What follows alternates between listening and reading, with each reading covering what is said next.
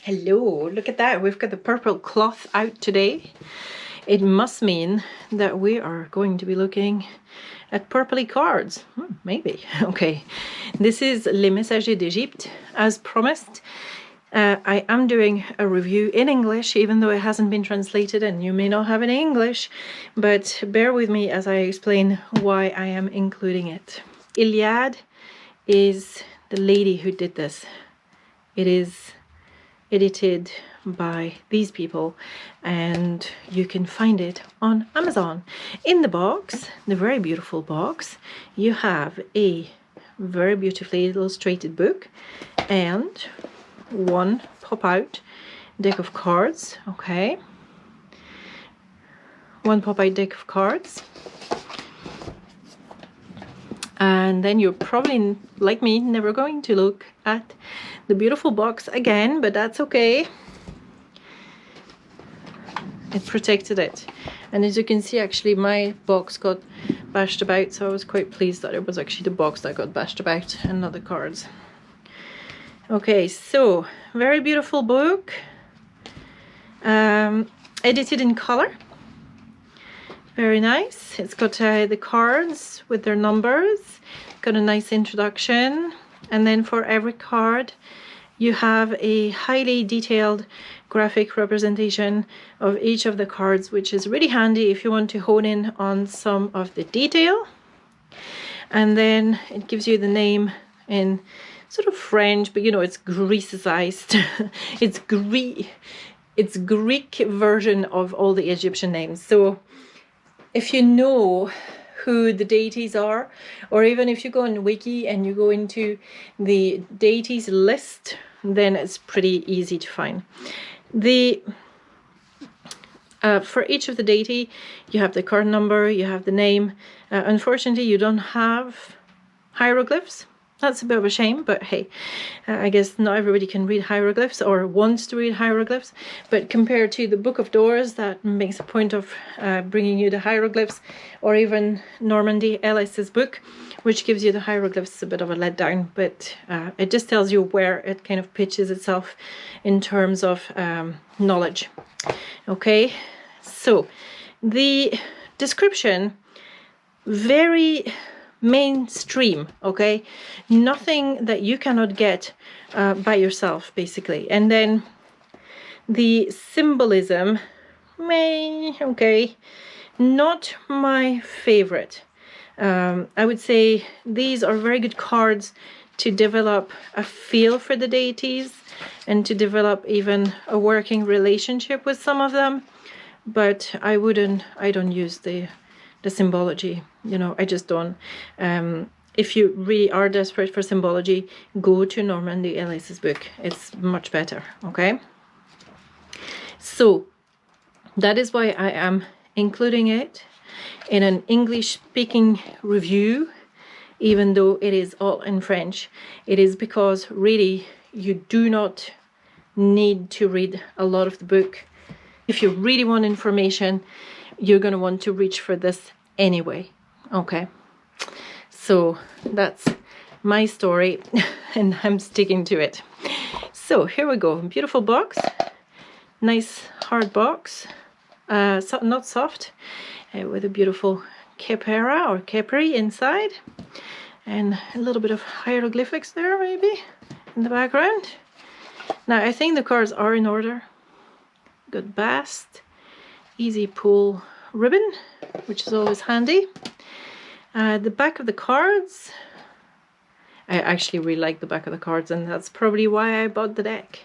So when I bought the deck, I was really actually in two minds about it, because I find the cards really dark, and for me the Egyptian pantheon is not really about being dark. In fact, they're quite a light pantheon, but somehow this deck is making it look a lot darker than I anticipate the pantheon to be, than I want the pantheon to be. Okay, I'm just going to give you a quick flick through of each of the cards, and hopefully they're not too overexposed. So you have all of the usual favorites and some of their counterparts. Then of course you have Apophis, who is not a god, but okay, whatevs. Bast, who's looking so mean. But this is why I got the deck, because you have deities like Bennu, who's really awesome. Geb is particularly well represented in this one. All of them have really good attributes. Heka is present, which is really nice. Not always there. Horus, yeah, always there. It's a good representation of Horus, though. Isis, whom you saw before, and she's the only white, completely white card. Khepri, with the different phases there of the sun.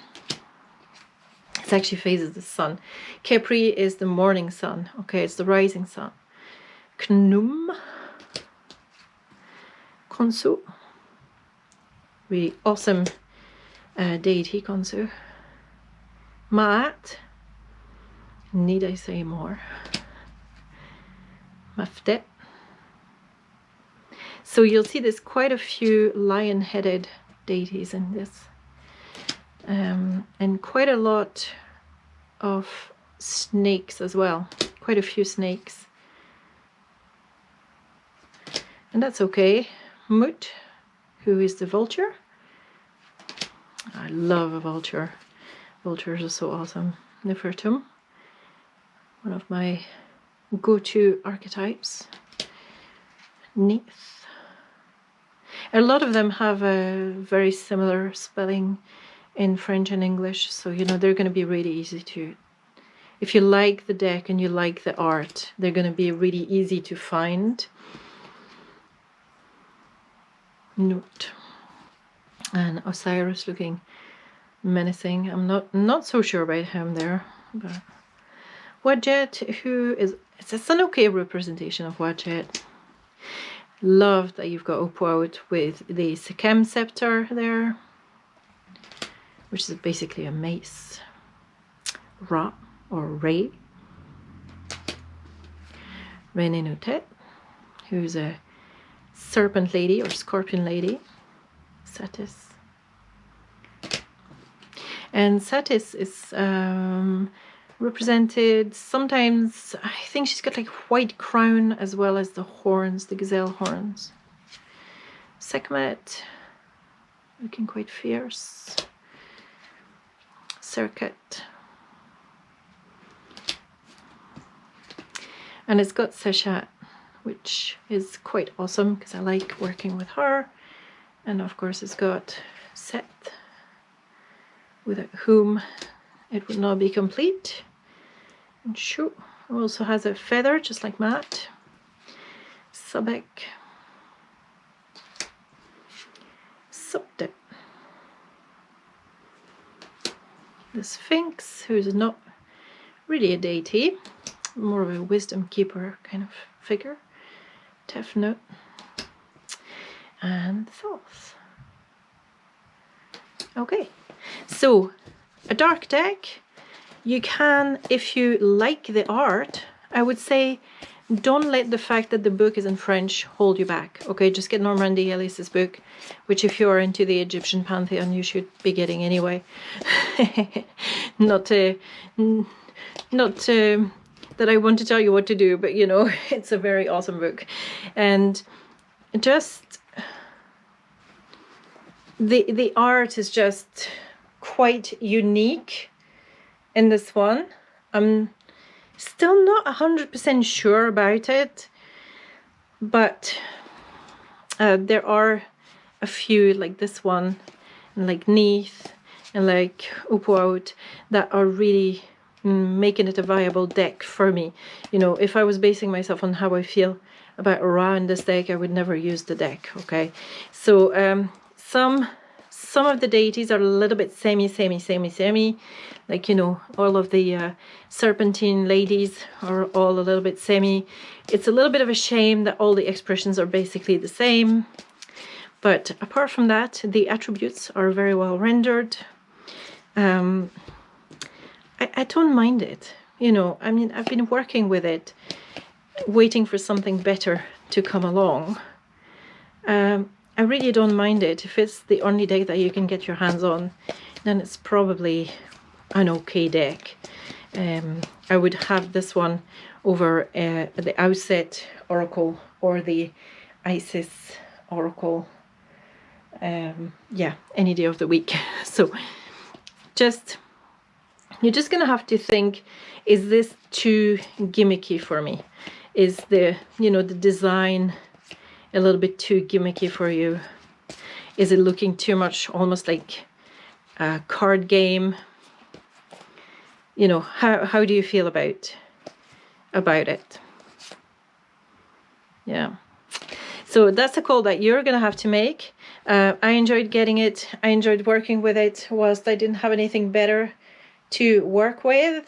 I think I may still keep working with it occasionally, but yeah, just very dark for me, a little bit too dark for me, and a little bit too expressionless for me.